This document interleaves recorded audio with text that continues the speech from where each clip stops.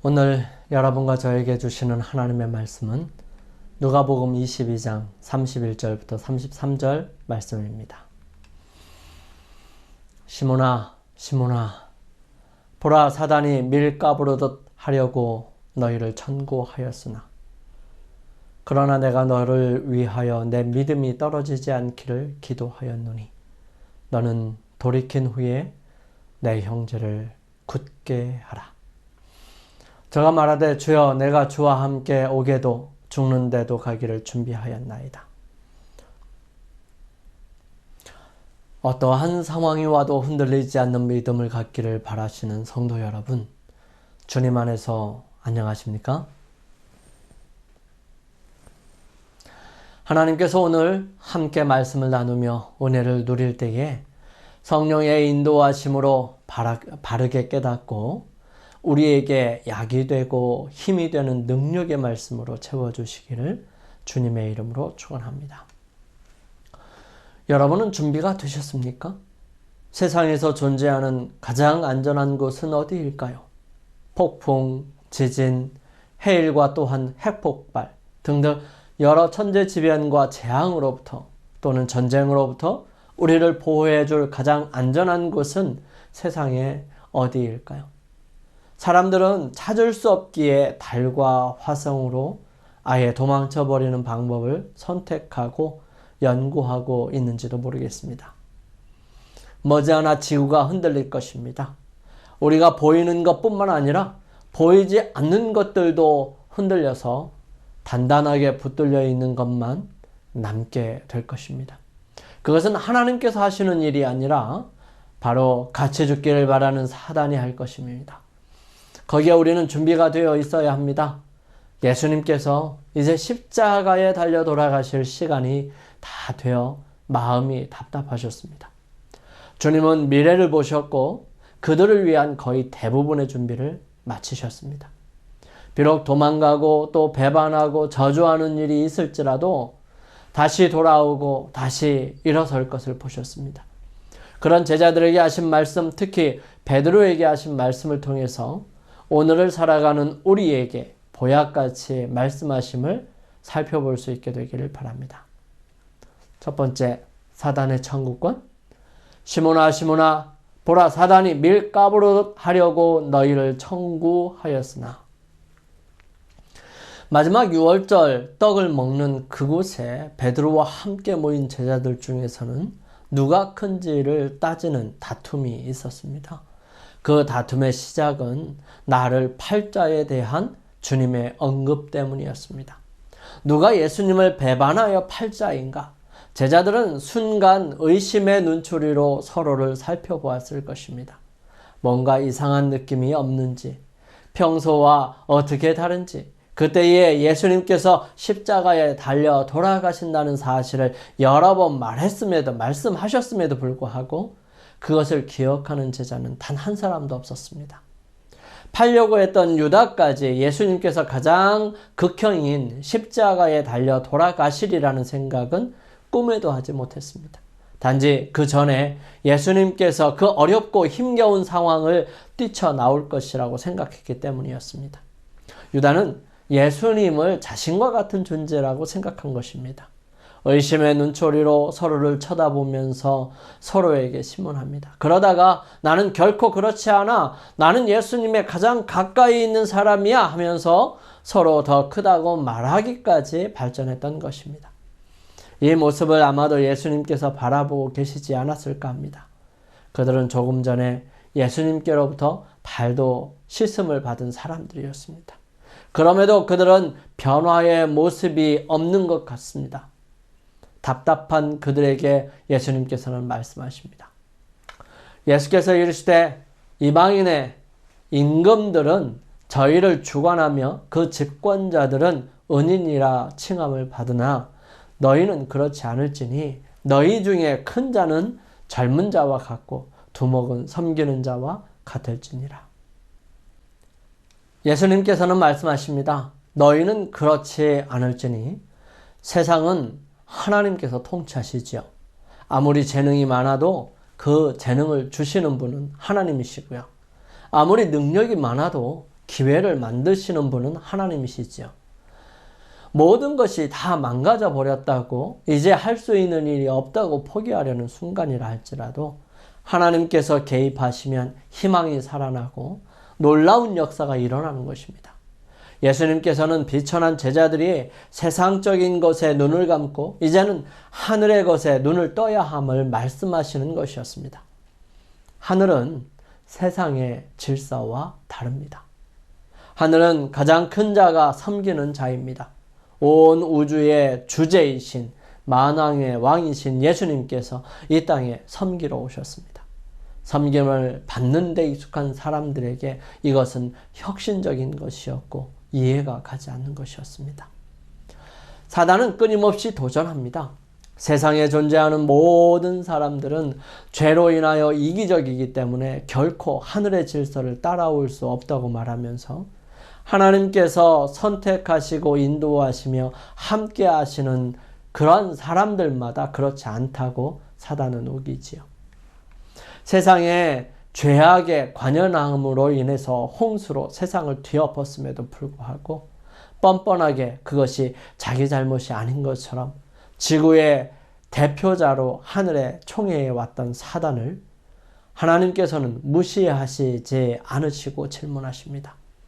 여호와께서 사단에게 이르시되 내가 어디에서 왔느냐? 사단이 여호와께 대답하여 가로되 땅에 두루 돌아 여기저기 다녀왔나이다. 땅에 다니면서 죄악의 저주를 뿌리며 세상의 사람들을 괴롭게 하고 힘겹게 만들었었지만 여전히 하나님을 섬기는 사람이 있었습니다. 그는 다름 아닌 욥이었습니다. 그 욥을 하나님께서는 말씀하십니다. 여호와께서 사단에게 이르시되 내가 내 종 욥을 유의하여 보았느냐? 그와 같이 순전하고 정직하여 하나님을 경외하며 악에서 떠난 자가 세상에 없느니라. 이 말씀은 아무리 죄악을 세상에 뿌리고 죄의 영향력 아래 있게 하여도 여전히 그 양심으로 하나님을 사랑하고 섬기는 사람이 있음을 말씀하시는 것입니다. 너의 영향력이 미치지 않는 사람이 있지 않니? 어때? 너도 보지 않았냐? 묻는 것입니다. 사단은 대답합니다. 사단이 여호와께 대답하여 가로되 욥이 어찌 까닭 없이 하나님을 경외하리이까? 주께서 그와 그 집과 그 모든 소유를 사늘로 두르심이 아니니이까? 주께서 그 손으로 하는 바를 복되게 하사 그 소유물로 땅에 널리게 하셨음이니이다. 사단은 하나님께서 그를 복 주셨으니까 그가 하나님 앞에 그렇게 사는 것 아닙니까? 하는 것입니다. 그러나 여러분, 부자로 살아가면서 하나님께 신실한 사람들이 많나요?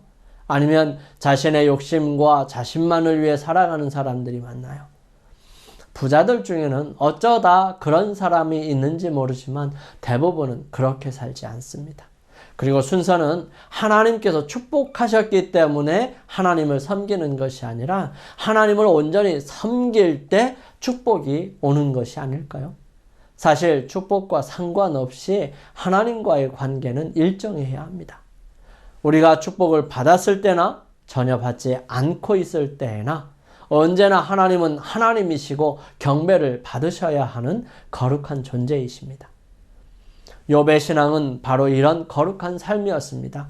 사단이 아무리 무엇을 했다 하더라도 흔들리지 않는 믿음과 신뢰를 가진 사람이 바로 욥이었습니다.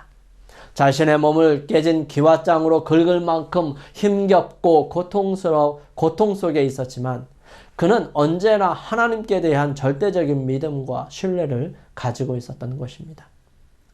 예수님께서는 베드로를 아셨습니다. 사단이 누구보다 베드로를 넘어뜨리려 하고 있음을 알고 계셨지요.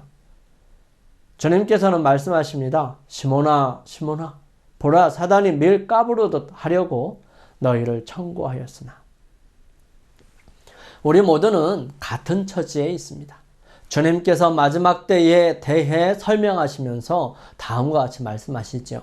거짓 그리스도들과 거짓 선지자들이 일어나 큰 표적과 기사를 보여 할 수만 있으면 택하신 자들도 미혹하게 하리라. 주님께서는 할 수만 있으면 이라고 표현하셨지만 실제로 당하였던 베드로는 그 표현을 실감나게 표현하기도 했습니다. 근신하라 깨어라 너희 대적 마귀가 우는 사자같이 두루다니며 삼킬 자를 찾나니. 베드로는 자신이 사랑하는 주님을 배반하게 되었던 그 상황들과 유혹과 윽박지름, 이 모든 것이 얼마나 절묘하게 자신을 압박해 왔는지를 생각하면서 그는 우는 사자같이 두루다니며 라고 표현합니다. 자신만 그런 일을 당한 것이 아니라 모든 사람들을 향하여 하는 사단의 동일하게 집요한 모습을 본 것입니다. 사랑하는 성도 여러분, 마귀는 오늘날에도 우리를 시험하기 위해 청구하기도 할 것입니다. 얘가 하나님을 믿는 사람이라고요? 정말 그럴까요? 하면서 우리의 약점을 파고들 것이며 수많은 유혹과 교묘한 생각으로 하나님의 말씀을 벗어나 자기 생각을 가지도록 유도할 것이고요. 하나님의 거룩하고 순결함에서 벗어나도록 하고 철저하게 파괴해 나갈 것입니다. 우리는 실망하지 말 것입니다. 사단의 청구권 때문에 염려하지 않게 되기를 바랍니다. 우리에게는 우리를 사랑하시는 주님께서 계십니다. 두 번째, 믿음이 떨어지지 않기를 기도하심. 그러나 내가 너를 위하여 내 믿음이 떨어지지 않기를 기도하였노니 너는 돌이킨 후에 내 형제를 굳게 하라. 예수님께서는 베드로에게 말씀하십니다. 내가 넘어지지 않을 것이다. 너는 결코 실패하지 않을 것이다. 약속하지 않으셨어요. 예수님께서는 내가 너를 위하여 내 믿음이 떨어지지 않기를 기도하였노니 라고 말씀하십니다. 믿음이 떨어진다 하는 말은 무슨 의미를 가졌을까요? 떨어지다 라고 번역한 원어는 헬라어로 에클레이포입니다. 이 단어는 에크와 레이포라는 단어의 합성어로서 에크는 어디에서부터 어디로부터 무엇 때문에 라는 뜻을 가지고 있고요. 레이포는 남겨두다, 두고 가다 라는 뜻으로 합쳐진 단어인 것입니다. 신약에 총 4번 그것을 사용했는데요. 그 중에 3번을 누가복음에서 사용했고요. 한 번은 바울이 히브리서에서 사용합니다. 그 뜻은 있다, 쇠하다, 없어지다, 그치다 등의 뜻으로 사용하지요. 즉 믿음으로 쭉 가지 못하고 남겨지거나 믿음에서 잊혀지거나 혹 믿음을 이어가지 못하고 멈추어 버리는 그런 것을 의미하는 것인데 이렇게 되지 않기를 주님께서 기도하시는 것입니다. 주님은 우리를 버려두고 가시는 일이 없으십니다. 그분은 우리를 결코 잃어버리는 일이 없으십니다. 그리고 베드로에게 용기를 주는 말을 하십니다. 너는 돌이킨 후에 내 형제를 굳게 하라. 돌이키다 라는 말씀에 베드로는 반대편으로 갔다가 다시 돌아온다는 사실을 말하는 것입니다. 누가는 이렇게 기록했어요. 가라사대 베드로야, 내가 네게 말하노니 오늘 닭 울기 전에 내가 3번 나를 모른다고 부인하리라 하시니라. 실제로 시간이 흘러서 그들은 마가의 다락방에서 나와 예루살렘 밖에 있는 감람산 겟세마네로 향합니다. 그들과 함께 가시면서 주님께서는 무슨 말씀을 하셨을까요? 아마도 예수님은 안타까운 마음에 여러 말씀을 하셨고 그것을 요한은 충실하게 기록하였습니다.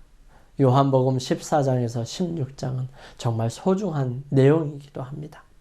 하지만 베드로는 그 시간에 많은 고민을 하였을 것이라고 생각합니다. 누구보다도 많은 믿음의 체험들을 하였던 베드로는 예수님께로부터 그런 말씀을 듣고 난 다음 여러 가지 생각들이 많이 들었는지도 모르겠어요. 하지만 그는 결국 3번씩이나 부인하게 되었고요. 철저하게 무너진 자신을 어찌할 수 없어서 그는 대제사장 안나스의 집에서 나와 겟세마네로 다시 가서 하염없이 울었을 것입니다. 이 부분을 영감의 말씀은 이렇게 기록합니다. 그가 구주의 굴욕과 슬픔에 가장 무거운 짐을 더했다는 사실을 알고 그의 애통하는 마음은 몹시 괴로웠다.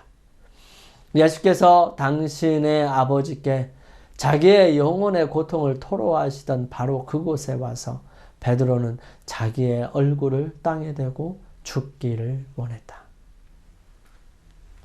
욥은 끝까지 하나님에게서 돌아서지 않고 승리할 수 있었고요. 베드로와 제자들은 실패하였던 이유가 무엇이었을까요? 욥은 끝까지 주님을 놓지 않았고 베드로와 제자들은 방심하였기 때문입니다. 다시 영감의 말씀을 살펴보면 다음과 같이 우리에게 전해줍니다. 베드로가 큰 죄를 지을 길을 마련하고 있었던 때가 바로 예수께서 베드로에게 깨어 기도하라고 명령하셨는데도 자고 있던 바로 그때였다. 그 결정적인 순간에 잠을 잤으므로 제자들은 모두 큰 손실을 당했다. 예수님께서는 그들이 통과해야 할 불같은 시련을 아셨습니다.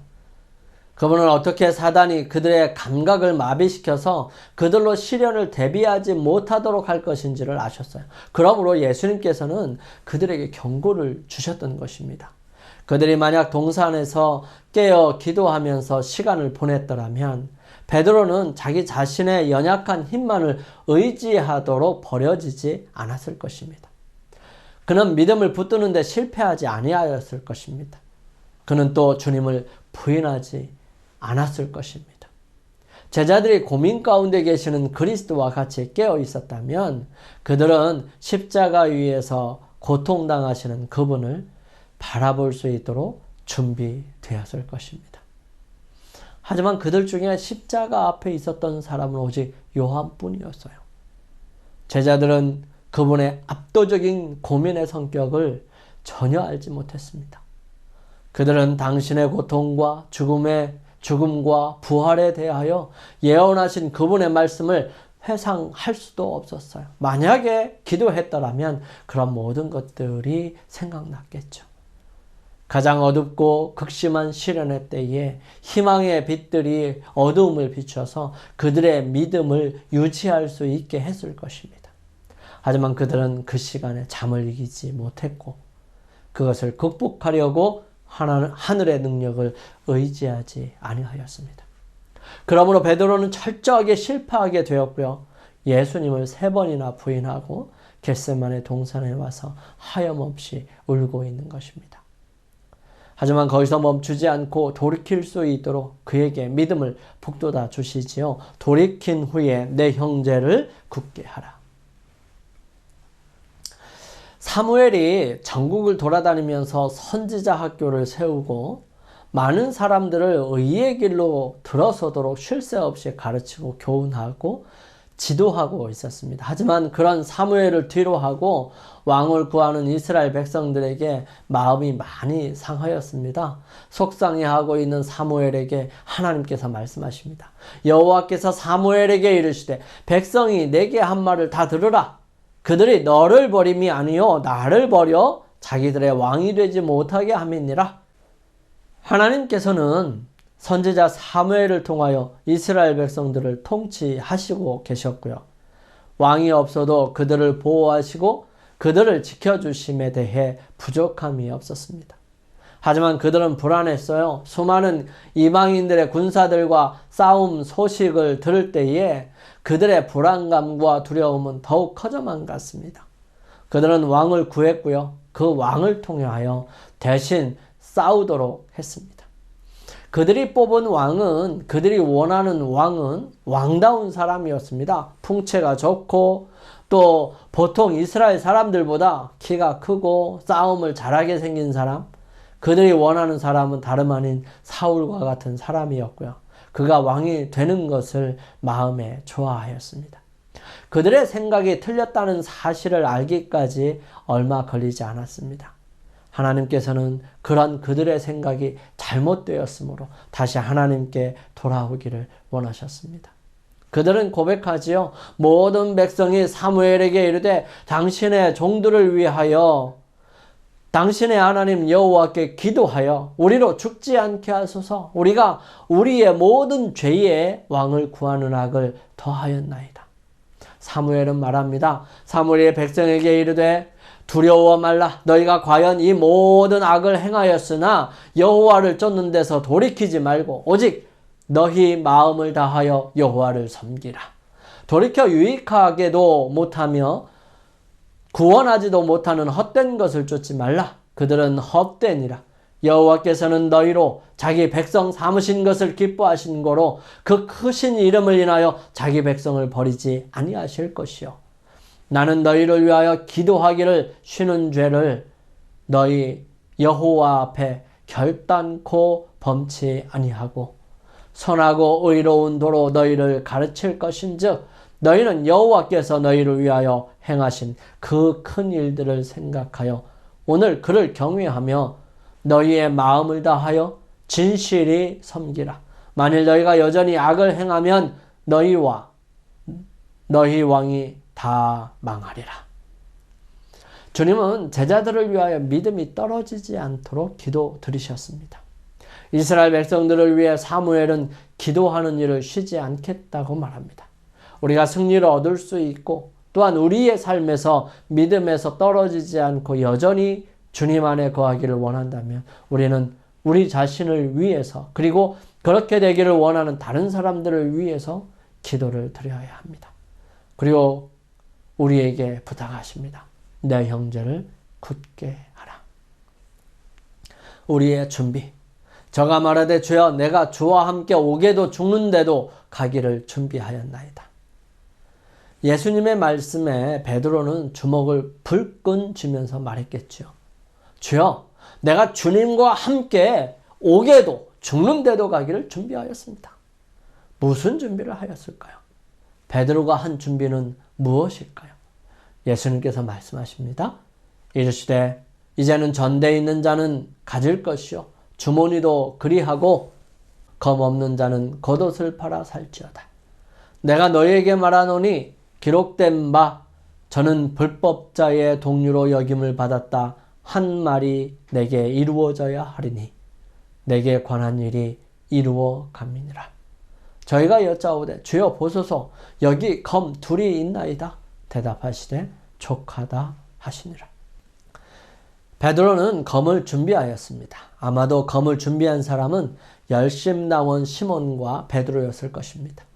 성경은 정확하게 누가 칼을 준비하였는지 기록되어 있지 않기 때문에 정확히 누군지 잘 모릅니다. 하지만 그들에게는 칼 2개가 준비되었습니다. 이렇게 칼을 준비한 그들은 불안하기는 하였지만 예수님과 함께 하면서 감람산으로 가 거기에 있는 겟세마네로 들어갑니다. 이때 예수님께서 기도하시러 가시면서 말씀하십니다. 시험에 들지 않기를 기도하라. 가장 중요한 시기 동안에 기도할 수 있는 기회에 그들은 기도할 수 있었지만 기도를 하지 않았습니다. 심지어 기도의 사람 나다나엘까지도 다 자게 됩니다. 베드로와 제자들은 예수님과 함께 기도드렸다는 내용이 5,000명을 먹이실 때 축사하시거나 유월절 식사 때 혹은 엠마오 제자들과 함께 식사하기 위하여 축사하실 때 외에는 예수님께서 밤새 기도하실 때거나 변화산에서나 겟세마네에서 함께 기도드린 사실을 성경에서는 기록하지 않습니다. 하지 않았다는 것이죠. 예수님께서 준비하라 하신 것과 베드로가 생각하는 준비는 사뭇 다른 의미를 가진 것 같습니다. 예수님께서는 하늘의 능력이 임하실 수 있는 마음의 준비, 자신을 깨끗하게 하고 하늘과 연결되는 것을 말하는 반면에 베드로는 사람과 사람 사이에 저항하고 대항할 준비였다는 사실입니다. 이스라엘 백성들이 전쟁에 임하려 할 때 그들이 대대적인 승리를 이룰 때에는 잘 정비된 군대나 훌륭한 말, 날카로운 창이나 칼, 든든한 방패나 성이 결코 아니었습니다. 그들이 언제나 승리할 수 있는 놀라운 준비는 기도를 드리는 것이었습니다. 남방유다의 왕 여호사밧은 남방유다의 4번째 왕이었습니다. 35살에 왕이 되어서 60세 되는 해에 죽어서 25년 동안 왕으로 있었던 선한 왕 중에 하나입니다. 그는 북방 이스라엘의 악한 왕 아합과 연혼을 맺었고요. 자기의 아들 여호람과 아합과 이세벨의 딸인 아달랴와 결혼을 시킵니다. 후에 여호람은 누구의 사죄를 받았는지는 모르지만 자기 형제들을 다 죽입니다. 그리고 왕위에 8년밖에 있지 못하고 죽습니다. 그러자 그의 아들인 아하시아가 왕위에 오릅니다. 하지만 이 아하시아는 즉위한 지 1년 만에 죽자 그의 모친인 아달랴는 모든 유다 왕의 자녀들을 다 죽이게 하고 스스로가 왕위에 올라앉았습니다. 이때 북방 이스라엘의 왕인 아합은 죽었지만 이세벨은 살아 있었습니다. 이때의 아달랴는 이세벨의 딸로서 남방 유다도 이세벨의 영향력에 있었고요. 남방 유다가 타락하는 데 크게 영향력을 미쳤던 시기이기도 합니다. 즉 이런 시기가 오기 전에 여호사밧은 언제나 하나님 앞에 온전한 삶을 살기를 바랬고요. 그렇게 살았습니다. 그렇지만 그는 아합과 연혼을 맺었던 것이 결정적인 타락의 원인이 되었던 것입니다. 여호사밧이 하나님을 절대적으로 의지하였던 모습을 함께 살펴보기를 원합니다. 한 번은 암몬 사람, 모압 사람, 그리고 몇 마흔 사람이 남방 유다에 쳐들어왔습니다. 여호사밧은 두려워한 나머지 나라에 금식을 선포하고 하나님께 도움을 구하기 위해 기도하기 시작합니다. 우리 하나님이여, 저희를 징벌하지 아니하시나이까? 우리를 치러 오는 이 큰 무리를 우리가 대적할 능력이 없고 어떻게 할 줄도 알지 못하옵고 오직 주만 바라보나이다. 이때에 레위 사람 야하시엘이 여호와의 신이 임하여 그 중에서 말합니다. 온 유다와 예루살렘 거민과 여호사밧 왕이여 들을지어다. 여호와께서 너희에게 말씀하시기를 이 큰 무리로 인하여 두려워하거나 놀라지 말라. 이 전쟁이 너희에게 속한 것이 아니요 하나님께 속한 것이니라. 여호사밧은 함께 여호와께 찬양을 드렸고요. 그 다음날 일찍이 두고와 들로 나아갈 때 말합니다. 유다와 예루살렘 거민들아, 내 말을 들을지어다. 너희는 너희 하나님 여호와를 신뢰하라. 그리하면 견고히 서리라. 그 선지자를 신뢰하라. 그리하면 형통하리라. 여호사밧은 군대에 앞서 노래하는 레위인들을 택해서 예복을 입히고 여호와께 감사하세, 그 자비하심이 영원하도다 라고 찬양하게 합니다. 이 찬양이 시작될 때에 숨겨진 복병으로 전쟁은 큰 승리를 얻게 됩니다. 그들이 이 전쟁에서 전리품을 챙기는 때에 얼마나 많았던지 3일을 거두어 드렸다고 기록합니다. 사랑하는 성도 여러분, 우리는 어떤 준비를 해야 합니까? 그리고 그 준비는 누구의 방식이어야 합니까? 세상적으로보다는 하늘의 방법과 주님의 방식이어야 하지 않을까요? 무엇을 준비하였을까요? 중요한 것은 마음이고 믿음입니다. 약속을 챙기십시오. 여러분들을 향한, 우리들을 향한 하나님의 약속을 하나하나 꼼꼼히 챙기시게 되기를 바랍니다. 그 준비에 혼자서 하지 마시고 주님께서 함께 하시도록 초청하시기 바랍니다. 오늘의 보약 한 첩, 우리를 공격하기 위해 끊임없이 노력하고 있는 사단이 있음을 잊지 않게 되기를 바랍니다. 거기에서 이길 수 있는 믿음은 오직 예수님께서 주시는 살아있는 믿음, 경험적으로 얻는 믿음뿐입니다.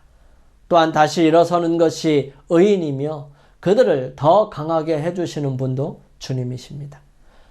우리의 준비는 주님의 말씀에 확신하고 주님을 붙드는 것이지 자신을 믿는 것이 아닙니다.